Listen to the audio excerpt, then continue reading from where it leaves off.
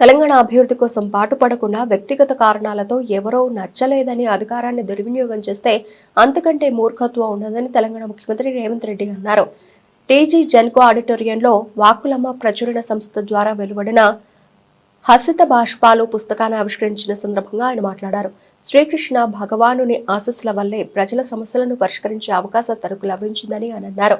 తెలంగాణను ప్రపంచంలోనే గొప్ప అభివృద్ధి చెందిన రాష్ట్రంగా తీర్చిదిద్దడమే తన లక్ష్యమని ముఖ్యమంత్రి స్పష్టం చేశారు.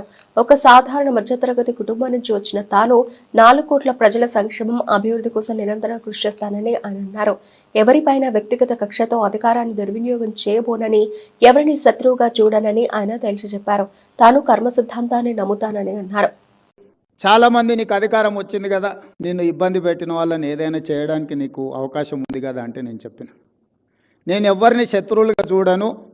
నేను శత్రువుగా చూడాలంటే కూడా వాళ్ళకి ఆ గొప్పతనం ఉండాలి, ఆ స్థాయి కూడా ఉండాలి. నేను ఒక సామాన్యమైన గ్రామీణ ప్రాంతం నుంచి, వ్యవసాయ కుటుంబం నుంచి సరిగ్గా 17 సంవత్సరాలు 2006లో జిల్లా పరిషత్ మెంబర్గా ఇండిపెండెంట్గా గెలిచిన, 2007లో ఎమ్మెల్సీగా ఇండిపెండెంట్గా గెలిచిన, 2009లో మొదటిసారి ఎమ్మెల్యేగా గెలిచిన, 2014 రెండోసారి ఎమ్మెల్యేగా గెలిచిన, 2019లో పార్లమెంట్ సభ్యుడు, దేశంలోనే పెద్ద పార్లమెంట్ నియోజకవర్గమైన మల్కాజ్గిరి పార్లమెంట్ సభ్యుడిగా గెలిచిన, 2023లో తెలంగాణ రాష్ట్రానికి ముఖ్యమంత్రిగా కాగలిగి,